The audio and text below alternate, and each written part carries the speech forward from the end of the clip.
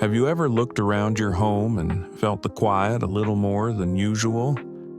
Maybe you've caught yourself turning down the volume on the TV just to hear the sound of something else. Or maybe you've opened the front door just to feel connected to the world outside, even for a moment. If that sounds familiar, you're not alone, and you're certainly not unusual. Living alone after 70 is more common than ever, and while it can bring a sense of peace and freedom, it also comes with a few challenges that many people don't talk about. But here's the thing. Living alone doesn't mean being vulnerable.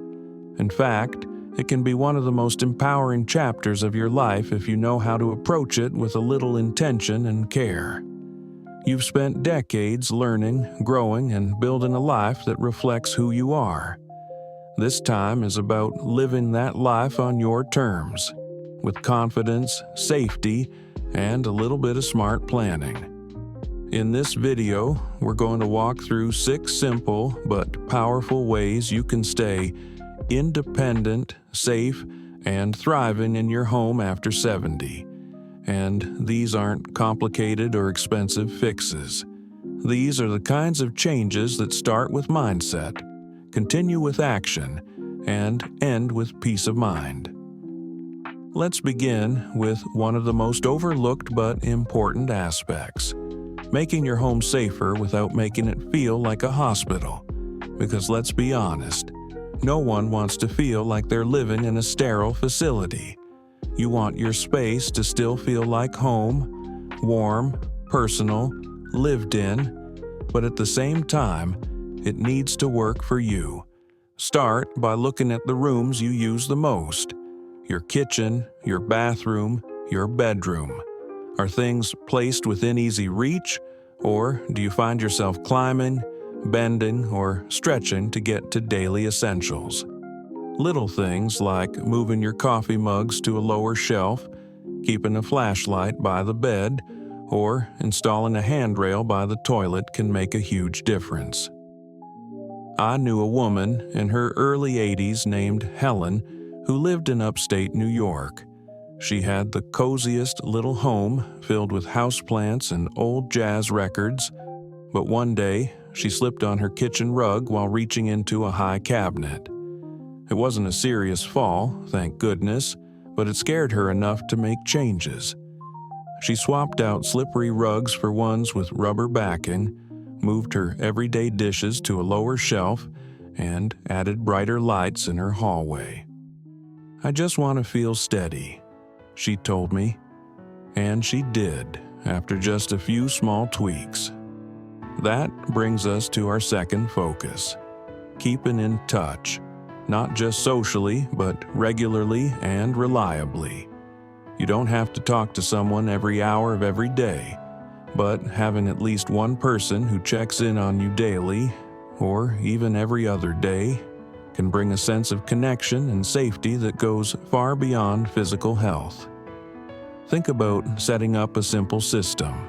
Maybe it's a morning text with a daughter or nephew, or an evening phone call with a neighbor. Even a good morning emoji from a friend can brighten your day and remind you that you're part of something bigger than your 4 walls.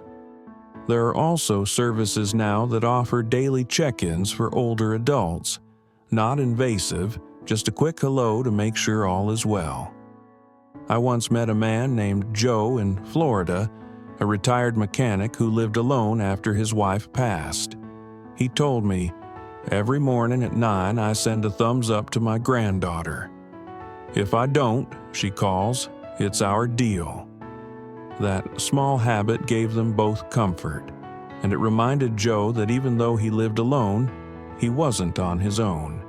Now, while staying connected is crucial, it's just as important to stay active. And I don't mean running marathons or going to the gym unless that's your thing. I mean moving your body in ways that help you feel capable, steady, and strong. Simple daily movement is one of the best defenses against falls, joint stiffness, and even sadness. You might start your day with some light stretching at the edge of your bed. Or maybe you walk to the mailbox and take a few extra laps around the driveway. Some people love putting on music and dancing in the kitchen while making lunch. Whatever gets your blood flowing and your muscles working, that counts. I remember an older couple I met during a community talk in Arizona. The husband had arthritis and the wife had balance issues. But every evening they held on to each other's elbows and walked slowly up and down their hallway for 10 minutes. "It's our version of a waltz," they joked. But really, it was movement with purpose and love. You don't need fancy equipment or perfect form. You just need consistency, patience, and a little joy in the process. Because independence isn't about doing everything perfectly. It's about knowing your body, respecting it, and giving it the chance to stay strong. And speaking of staying strong, let's talk about being prepared for emergencies. Something most of us don't like thinking about, but something that matters more than we are